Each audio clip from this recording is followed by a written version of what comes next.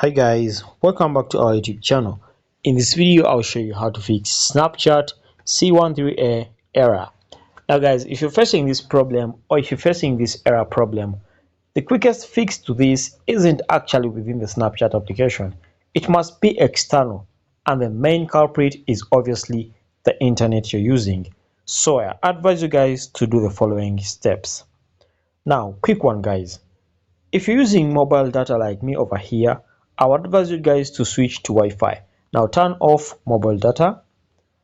After that, turn on airplane mode for like 1 second. Then turn it off.